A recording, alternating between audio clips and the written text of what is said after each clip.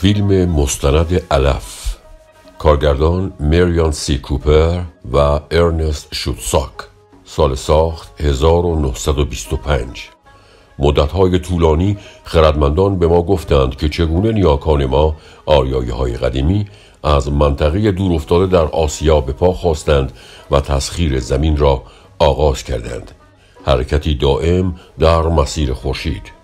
دو مرد و یک زن به جستجوی مردم فراموش شده رفتند و آنها را یافتند. مریان سی کوپر، جهانگردی که ایده ثبت این مهاجرت از جانب وی مطرح شد. ارنست شوتساک که دوربین وی این تجربه حماسی را ثبت نموده است. مارگریت هریسون، نویسنده و مسافر که نقش وی در این تحقیق در اینجا نمایان می شود. به سمت شرق و از میان تپه‌های آسیای صغیر سفر ما آغاز می گردد.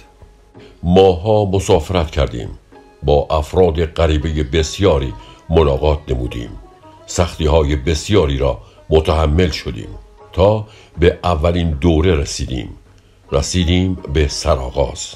آنها را از طریق زندگی کهن چادر و قبیله و رمه می شناسیم. زندگی 3000 سال پیش. حیدرخان، رئیس قبایل و فرمانده مردان. لفتا، پسر و وارث رئیس، مغرور و سربلند در سن 9 سالگی. مسائل مهم و خطیری ذهن حیدرخان را مشغول کرده است. علفها پژمرده‌اند، خورشید سوزان و خشکسالی بر ما سایه انداخته و رمه‌های ما گرسنه‌اند. هیچ علفی باقی نمانده و گله ها و به دنبال آن زنان، بچه ها و مردان خواهند مرد. با پایان روز حیدر رؤسای قبیله ها را دور هم جمع کرد. گله ها و رمه ها را جمع کنید. علف ها تقریبا تمام شدند. به سمت شرق می رویم، به سمت دره دوردست در ایران، جایی که مرتعهای حاصلخیز بسیاری دارد. الان مشغول پایکوبی شوید، چرا که فردا عازم سفر هستیم.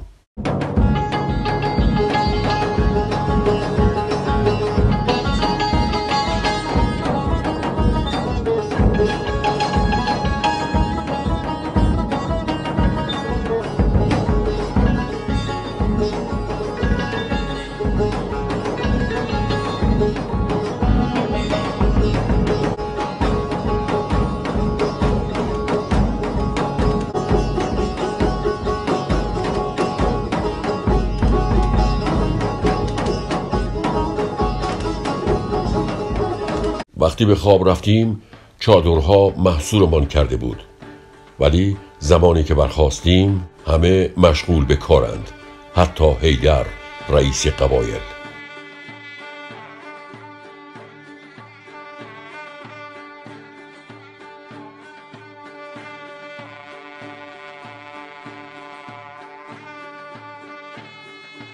لفتا به خودش می‌بالد که مسئولیت نگهداری از قلیان که پدرش در جلسات استفاده می کند به او سپرده شده است.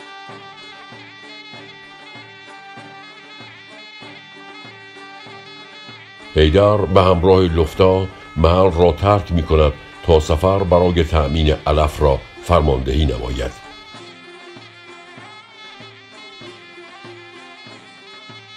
هزاران چادر جمع می شود.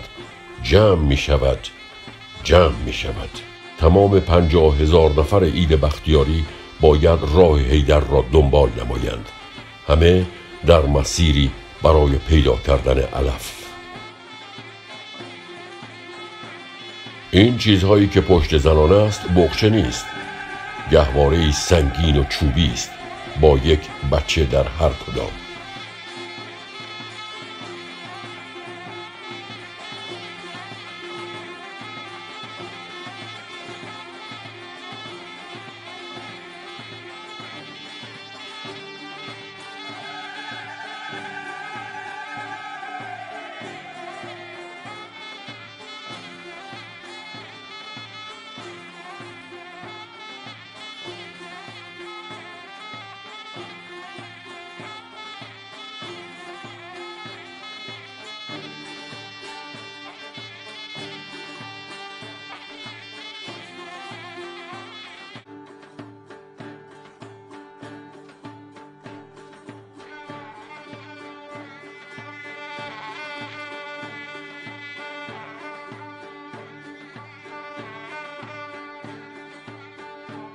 صدای سهمگین 500,000 سم. روزها در میان تپه‌های ناهموار به سفر خود ادامه دادند. در دره‌ها چادر زدند تا آنکه یک روز صبح به سیلابی عمیق و خطرناک برخوردند که در مقابلشان غرش می‌کرد. رودخانه عظیم کارون. رودخانه عظیم کارون و 50,000 نفر به این سمت می‌آیند. شما چگونه از چنین رودخانه‌ای عبور می‌کردید؟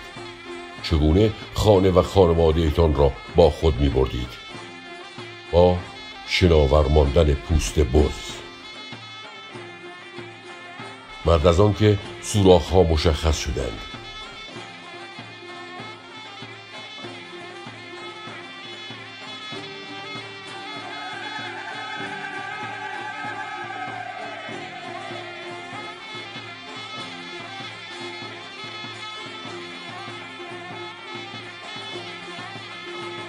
حیوانات، گهواره‌ها، همه باید از این رودخانه عبور کنند.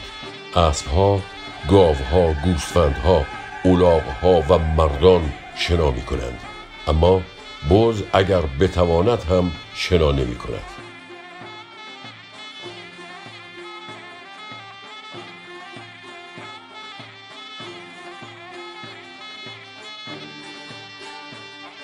شروع اولین سفر دریایی بزرگ.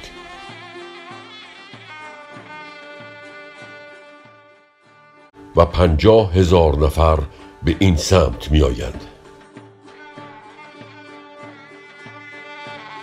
همیشه جا برای یکی دیگر هست، اگر آن یکی بز باشد.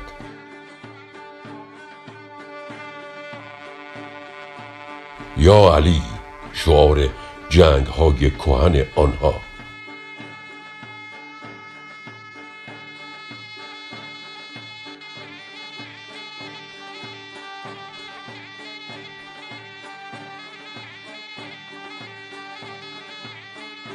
آب بسیار سرد، سفید در اثر ذرات خرد شده صخره‌ها، سرد به خاطر کوه یخها. آن الاغ وسطی رو نگاه کنید. آنها گوساله ها را به کلک می‌بندند، به این امید که گاو هم به دنبال آنها بیاید. مادر عصبی ولی محتاط درنگ می‌کند. بچه‌اش را برای دریانورد شدن تربیت نکرده است.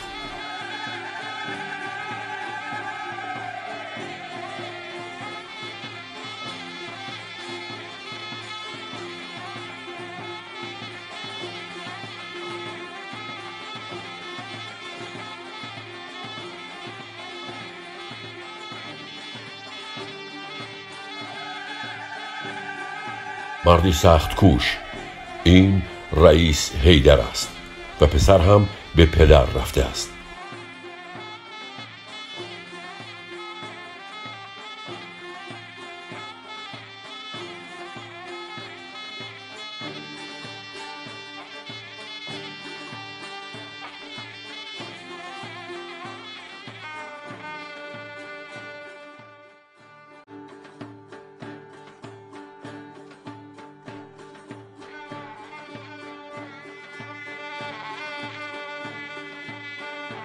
در میان تعدادی نقطه حیدر و مردانش.